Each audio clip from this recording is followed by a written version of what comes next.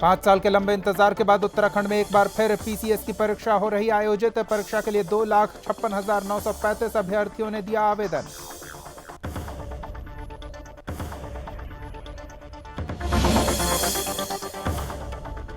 उत्तराखंड से सीएम पुष्कर सिंह धामी ने चंपावत दौरे के बीच टनकपुर का भी किया दौरा, आपदा क्षेत्रों का किया निरीक्षण।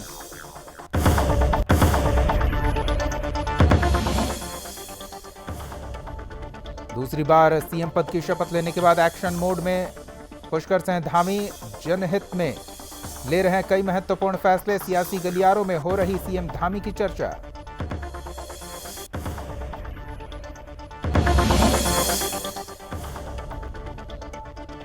अनियंत्रित पहाड़ कटान से बढ़े खतरे के चलते यमुनोत्री हाईवे पर 12 अप्रैल तक आवाजाही बंद, लोगों को आने जाने में हो रही परेशानी।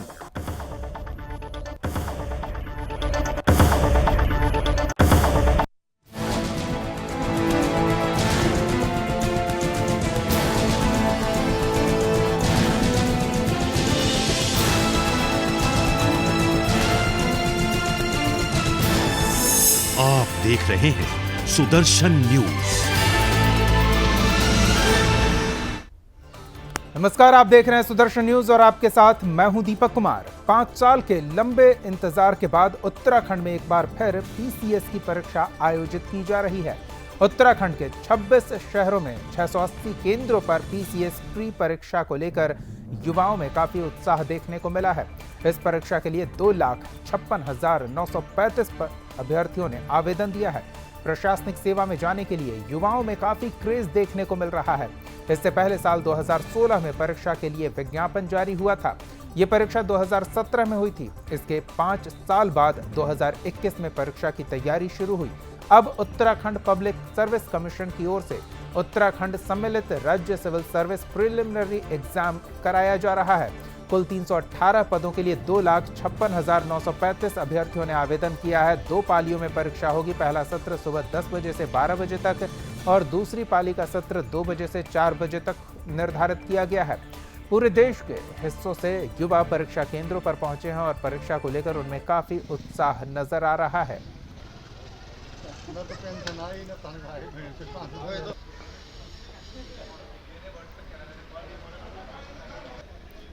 प्रदेश के मुख्यमंत्री पुष्कर सिंह धामी ने चंपावत जनपद के 2 दिवसीय दौरे के दूसरे दिन माता पूर्णागिरि धाम पहुंचकर दर्शन किए।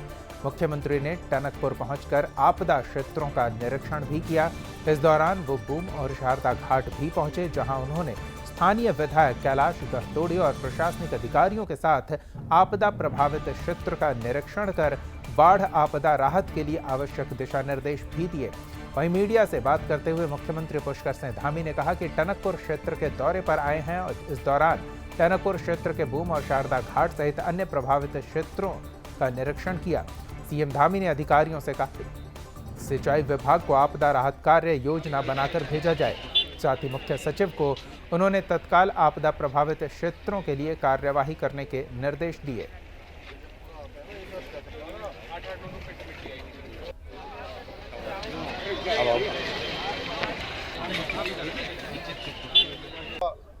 टनकपुर क्षेत्र जो बाढ़ग्रस्त क्षेत्र है, उस बाढ़ग्रस्त क्षेत्र का भी हमने आज मुआयना किया है। बूम में भी गया हूँ, यहाँ शारदा घाट में भी गया हूँ। साथ में जो इंजीनियरिंग कॉलेज है, ये इंजीनियरिंग कॉलेज का और विस्तार हो, इसमें और नया यहाँ पर नए भवन का निर्माण हो, इसमें हमारे जो छात्र और छात्राएं हैं उनके लिए हॉस्टल, बॉयज हॉस्टल और गर्ल्स हॉस्टल का निर्माण हो, मेस का निर्माण हो। इसके अलावा अन्य कार्य जो यहाँ पर है उन सबका मैंने आज जायजा लिया है, उनका निरीक्षण किया और जल्दी उसका समाधान करने के लिए आज हमने मुख्य सचिव को उनको निर्देश भी दिए। जिस कानून पर देश के दूसरे राज्य खामोश बैठे हैं, उसी कानून पर उत्तराखंड के धामी सरकार आगे बढ़ते हुए कमेटी का गठन कर अपने इरादे जता रही है कि वो फ्लावर नहीं फायर है, जिसके तहत उनके तरफ से जनहित के निर्णय लिए जाते रहेंगे। उत्तराखंड में सभी सियासी मिथक तोड़ते हुए जहां बीजेपी ने सत्ता में पुनर्वापसी की, वहीं दूसरी तरफ बीजेपी के शीर्ष नेतृत्व में भी मुख्यमंत्री के रूप में पुष्कर सिंह धामी को ही अपना योग्य उम्मीदवार चुना, जिन्होंने सत्ता संभालते ही सियासत की पिच पर ताबड़तोड़ चौके छक्के लगाने शुरू कर दिए हैं। मुख्यमंत्री पुष्कर सिंह धामी ने कहा कि अपने दूसरे टर्म में अपने निर्णयों से अपने बुलंद इरादे जताएंगे। उनकी तरफ से जनहित प्राथमिकता की सूची में है। मुख्यमंत्री पुष्कर सिंह धामी ने कहा कि अपनी पहली कैबिनेट में जहां चुनाव पूर्व किए गए वादे को चुनाव के बाद पूरा किया, वहीं यूनिफॉर्म सिविल कोड पर कमेटी का गठन कर अन्य राज्यों के लिए एक उदाहरण स्थापित किया है। जातिवाद और धर्म से ऊपर उठकर एक समान काम किया जा सकता है। मुख्यमंत्री पुष्कर सिंह धामी ने पर्यावरण मित्रों का मानदेय भी बढ़ाया। साथ ही मनरेगा में मिलने वाली दैनिक मजदूरी को बढ़ाने का काम किया। इसी काम के कारण धामी की सियासी गलियारे में आम जनता में भी काफी चर्चा होती है। देखिए, पुष्कर सिंह धामी जी युवा हैं और वो राज्य के हित में और इस युवा उत्तराखंड के लिए निर्णय ले रहे हैं। वो धाकड़ धामी के रूप में स्थापित हुए हैं और उनके निर्णय जो है राज्य के लोगों के प्रति समर्पित हैं और राज्य की जनता यही चाहती है। आम जनता की समस्याओं का वो शीघ्र निस्तारण कर रहे हैं, उनकी समस्याओं का समाधान कर रहे हैं। जनता को राहत मिल रही है, तो जनता यही चाहती है कि उनका मुख्यमंत्री उनकी बातों को सुने और उनके अनुसार निर्णय ले। तो आज जो भी निर्णय उन्होंने किए हैं मुख्यमंत्री बनने के बाद, कैबिनेट के बाद अभी तक वो रोज कर रहे हैं, उससे राज्य के लोगों का हित हो रहा है, राज्य के लोगों को उसका लाभ मिल रहा है। अनियंत्रित पहाड़ कटान से बढ़े खतरे को देखते हुए यमुनोत्री हाईवे पर 2 अप्रैल से 12 अप्रैल तक आवाजाही बंद कर दी गई है। यमुनोत्री हाईवे पर चौड़ीकरण कार्य में मानकों को ताक पर रखकर अनियंत्रित पहाड़ कटान किया जा रहा था। इसके कारण चारधाम यात्रा की राह में कई परेशानियां खड़ी हो रही है। पहले यहां कई जगहों पर डेंजर जोन नासूर बने हुए थे, वहीं अब यहां एक और नया डेंजर जोन विकसित होने की आशंका जताई जा रही है, जिसके कारण यमुनोत्री हाईवे पर आवाजाही रोक दी गई है। अनियंत्रित पहाड़ कटान से बढ़े खतरे के चलते यमुनोत्री हाईवे पर 2 अप्रैल से 12 अप्रैल तक आवाजाही को पूरी तरह से बंद कर दिया गया है। हाईवे के चौड़ीकरण कार्य के कारण मानकों को ठीक से नहीं पालन किया गया।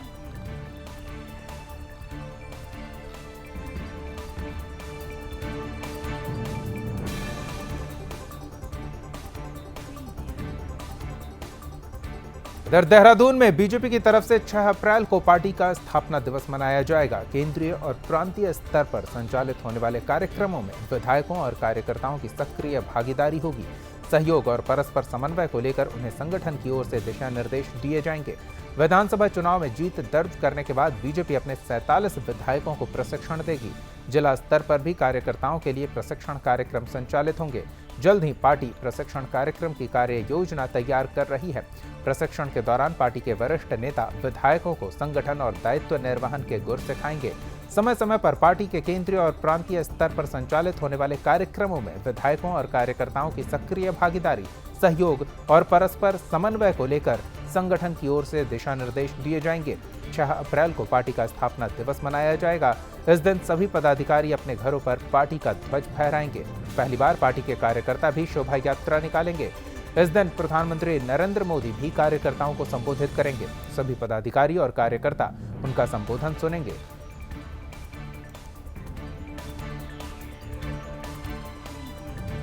जैसे ही त्योहारों का समय आता है, वैसे ही मिलावटखोर भी सक्रिय हो जाते हैं। ताजा मामला हरिद्वार का है, जहां नवरात्र में फलाहार माने जाने वाले कद्दू के आटे के खाने से अब तक 100 से ज्यादा लोग फूड पॉइजनिंग का शिकार हो गए हैं। फिलहाल सभी को हरिद्वार के अलग अलग अस्पतालों में इलाज के लिए भर्ती कराया गया है, तो कई हरिद्वार जिला अस्पताल में, साथ ही कई श्यामपुर कांगड़ी के पास के ही हॉस्पिटल में एडमिट हैं। बताया जा रहा है कि सभी लोगों ने नवरात्र के पहले दिन का व्रत खोलने के लिए कुट्टू के आटे का सेवन किया था, जो कि ब्रह्मपुरी क्षेत्र सहित अन्य दुकानों से खरीदा गया था। इसको व्रत खत्म होने पर खाया जाता है। खाने के बाद ही उनकी तबीयत बिगड़ गई। रात से ही फूड पॉइजनिंग के शिकार लोग अस्पताल पहुंचने लगे। अभी भी लगातार मरीज अस्पताल आ रहे हैं। ये संख्या 100 से ज़्यादा पहुंच गई है। सभी बीमार लोगों का इलाज किया जा रहा है।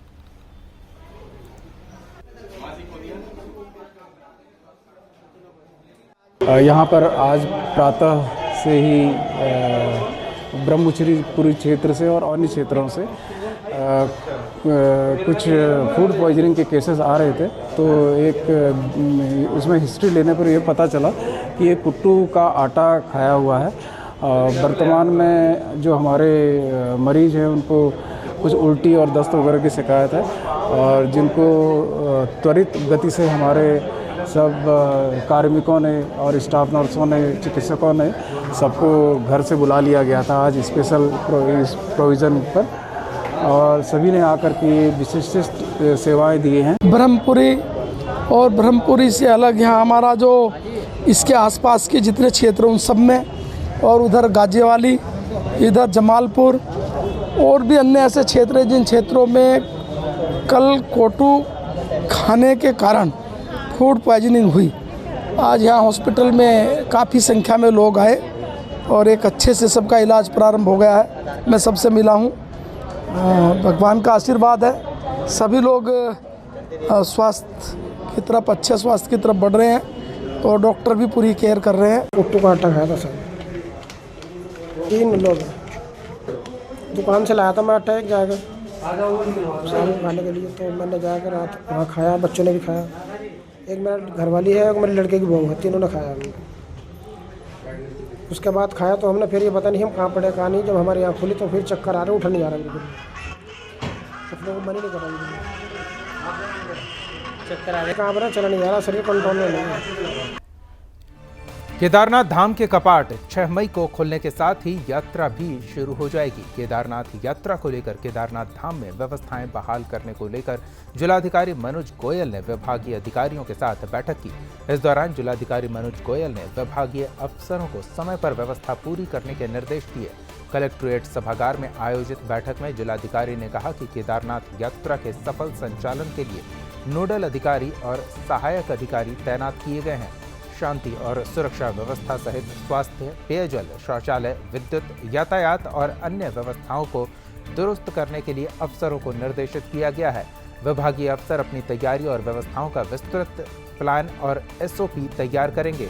कहा कि केदारनाथ धाम के दर्शन के लिए बड़ी संख्या में तीर्थयात्रियों के आने की संभावना है, इसलिए किसी तरह की कोई कोताही न बरती जाए। जिलाधिकारी ने CMO को निर्देश देते हुए केदारनाथ यात्रा मार्ग में समुचित स्वास्थ्य व्यवस्था समय पर बहाल करने के निर्देश दिए हैं।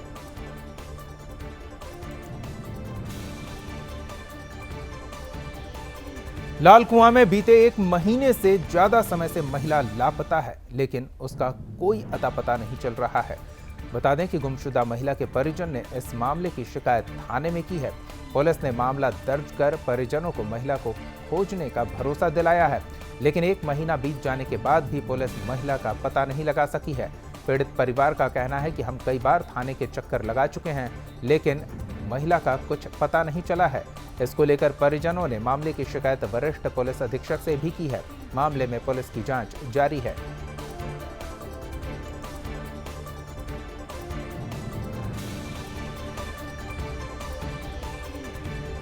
उत्तराखंड के 2 शहरों में 2 अलग-अलग दुर्घटनाओं में आग लगने के कारण सामने आया है ऐसा मामला। गाड़ियों और जंगल को भारी नुकसान हुआ है। टिहरी में एक युवक आग की चपेट में आ गया है। नैनीताल में प्रत्यक्षदर्शियों ने अंदेशा जताया कि जहां आग लगी वहां कुछ असामाजिक तत्व सिगरेट और शराब पी रहे थे। बता दें कि आग लगने के कारण काफी नुकसान हुआ है। टिहरी में नेशनल हाईवे पर एक मोटरसाइकिल के सड़क पर ही पलट जाने से आग लग गई। बताया जा रहा है कि आग की चपेट में आने से बाइक सवार गंभीर रूप से झुलस गया।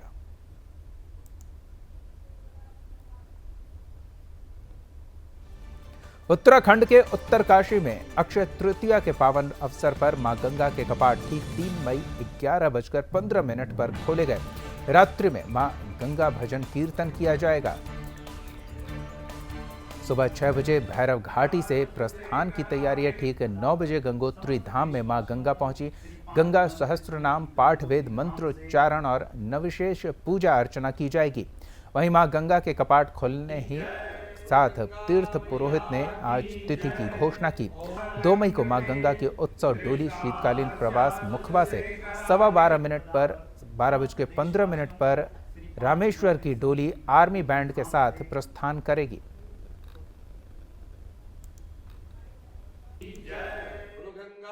आज नव संवत्सर पर समस्त देशवासियों को श्री 5 मंदिर समिति गंगोत्री धाम की ओर से शुभकामनाएं प्रेषण।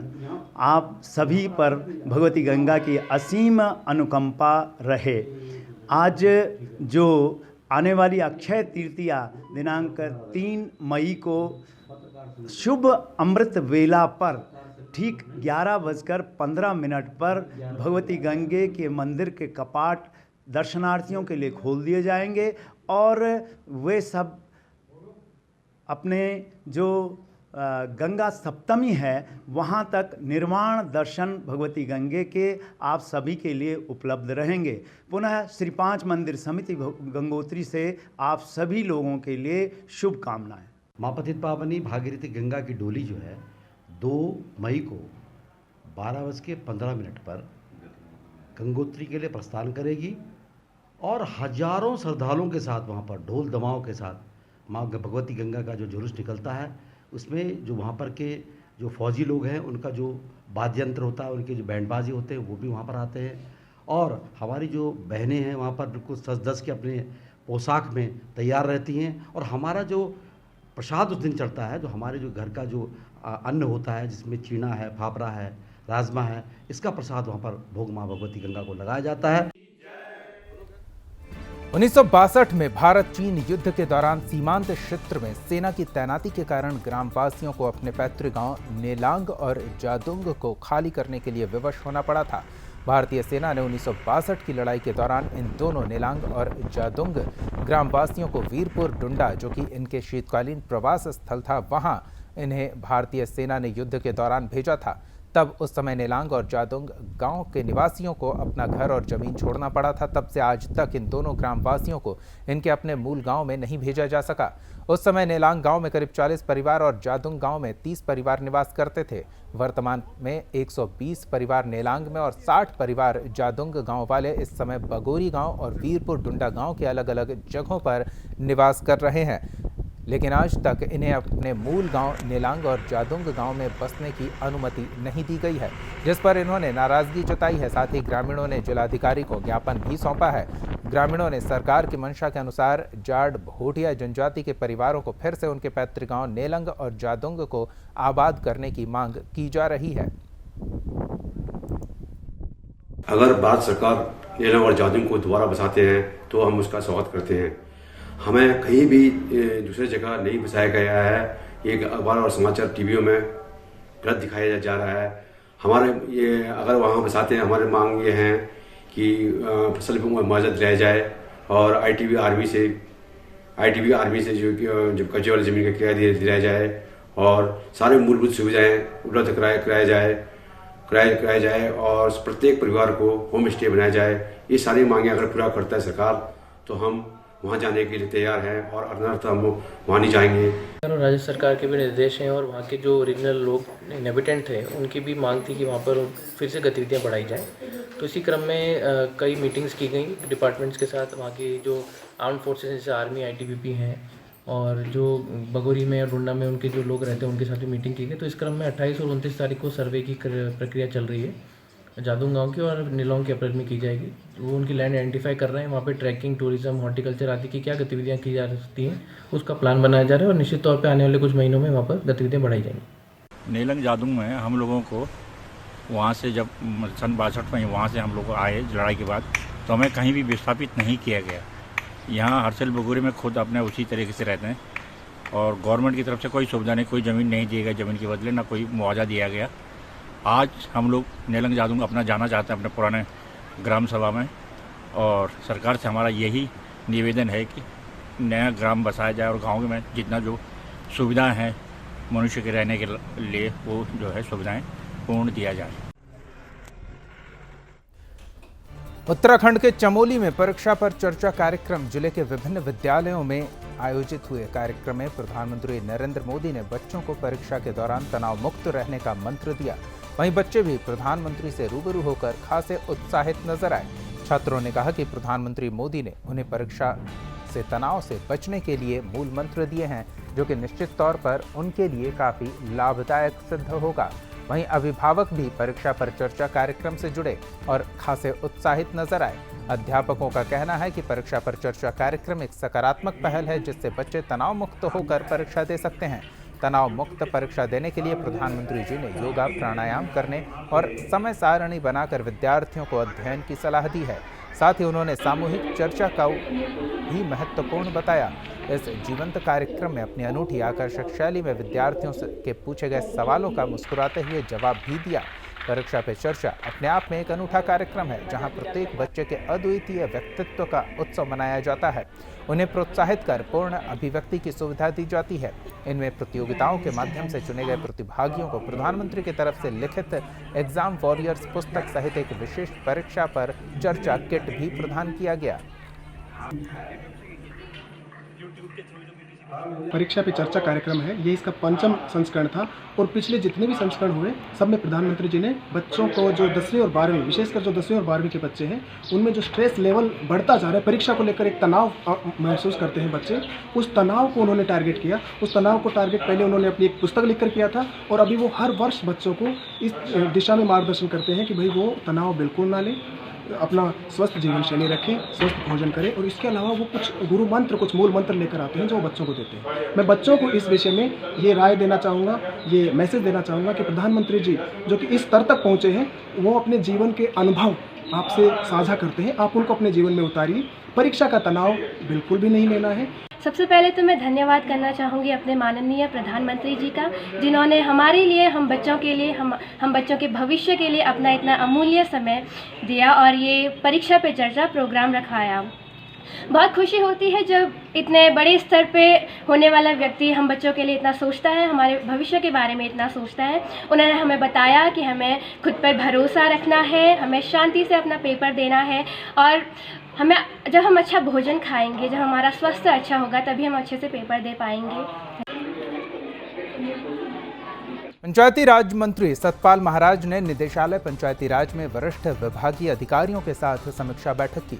महाराज ने अफसरों को योजनाबद्ध तरीके से प्रदेश के सुदूरवर्ती क्षेत्रों में विकास कार्यों के लिए रोड मैप तैयार करने को कहा। पंचायती राज मंत्री सतपाल महाराज ने पंचायतों में रिक्त पड़े पदों को भरने के निर्देश भी दिए। उनके अनुसार पंचायतों में आदर्श स्कूल, अस्पताल और मूलभूत सुविधाओं के ढांचे को विकसित किया जाएगा। उन्होंने अधिकारियों को प्रदेश के सभी ग्राम पंचायतों को नेटवर्किंग सुविधा से जोड़ने के भी निर्देश दिए हैं। इस बैठक में सतपाल महाराज ने अफसरों को योजनाबद्ध तरीके से प्रदेश के सुदूरवर्ती क्षेत्रों के विकास को लेकर जोर शोर से जुट जाने को कहा है। जिला पंचायती राज अधिकारी अपर मुख्य अधिकारियों से वीडियो कॉन्फ्रेंसिंग के माध्यम से त्रिस्तरीय पंचायतों में मूलभूत सुविधाओं के विकास पर बात की। साथ ही आजीविका संवर्धन को प्रोत्साहित करने के निर्देश भी दिए। सतपाल महाराज ने अधिकारियों से कहा कि पंचायत में अच्छे आदर्श स्कूल और अस्पताल खोलना और मूलभूत ढांचा विकसित करना जरूरी है। प्रदेश के सभी ग्राम पंचायतों को नेटवर्किंग सुविधा से जोड़ा जाएगा। कौशल और क्षमता विकास प्रशिक्षण के माध्यम से आजीविका संवर्धन को प्रोत्साहित किया जाएगा।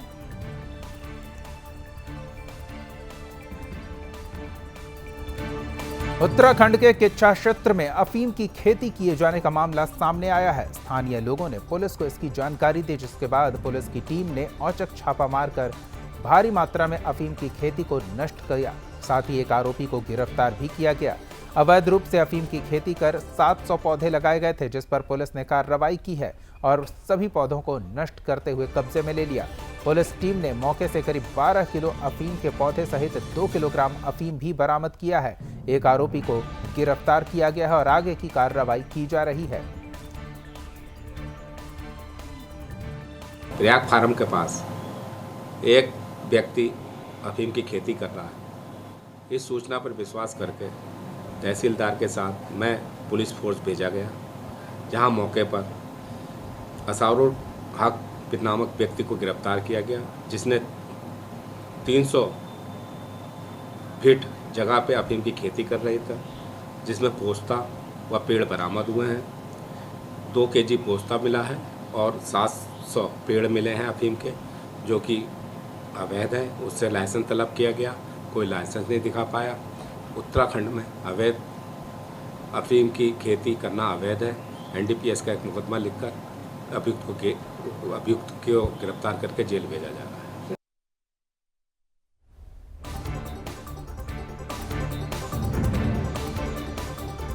उत्तराखंड के हरिद्वार में संयुक्त ट्रेड यूनियंस के लोग हड़ताल पर बैठ गए हैं, जिससे सभी ट्रेड यूनियन ने 28 और 29 मार्च को देशव्यापी हड़ताल को सफल बनाया।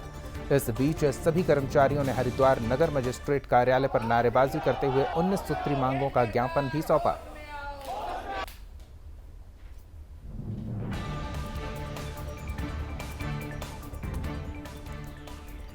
उत्तराखंड में वन भूमि पर अवैध कब्जे के मामले बढ़ रहे हैं। प्रदेश में 10,649 हेक्टेयर भूमि पर अवैध अतिक्रमण का खुलासा हुआ है। हिमालयी राज्यों की सूची में वन भूमि पर सबसे अधिक अतिक्रमण वाला उत्तराखंड तीसरा राज्य है। सबसे अधिक वन भूमि जम्मू कश्मीर में अतिक्रमण किया गया है। वन और पर्यावरण के क्षेत्र में उत्तराखंड को देश के विशिष्ट स्थानों में रखा जाता है। बढ़ती आबादी के कारण वन भूमि पर अवैध अतिक्रमण के मामले भी बढ़े हैं।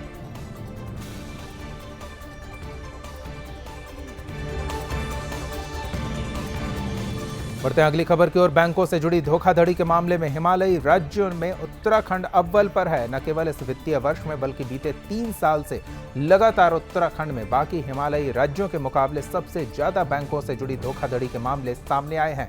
इस साल भी 20 से ज्यादा राज्यों से ऊपर मामले उत्तराखंड में सामने आ चुके हैं। जैसे card, internet banking, ATM, credit card, UPI भुगतान के मामलों का प्रचलन बढ़ा है, वैसे ही इनसे जुड़े धोखाधड़ी के मामले भी बढ़े हैं।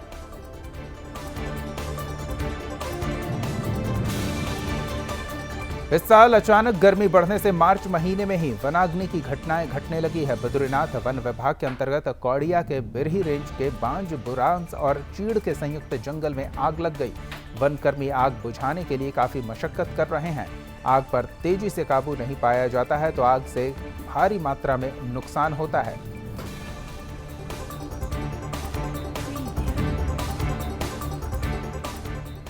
तो आग से बचाव के लिए पहल की जा रही है। इधर उत्तरकाशी की बात करें तो मां नागणी देवी के दर्शन शुरू हो गए हैं। मां नागणी देवी के दर्शन करने के लिए दूर दूर से भक्त पहुंचते हैं। बालखिला पर्वत नागणी ठांग समुद्र तल से 8,707 फीट की ऊंचाई पर स्थित सिद्ध पीठ स्थल है, जहां हर साल नवरात्र के अवसर पर हजारों की संख्या में श्रद्धालु देश भर से दर्शन करने के लिए पहुंचते हैं।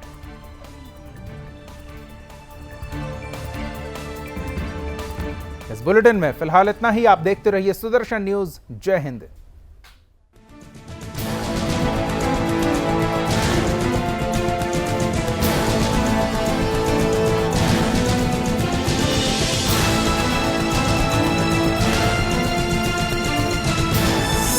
आप देख रहे हैं सुदर्शन न्यूज।